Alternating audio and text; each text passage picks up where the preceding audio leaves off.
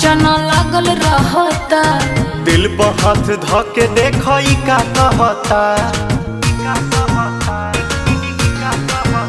हाँ डेली राउर आना जाना लागल रहता।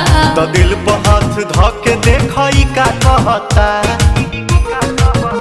कहाँ थे रात भर सब मुझे है खबर, कौन है जो ये जादू चला रही है। तुमसा कोई प्यारा कोई मासूम नहीं है, तुम जान हो मेरी तुझे मालूम नहीं है।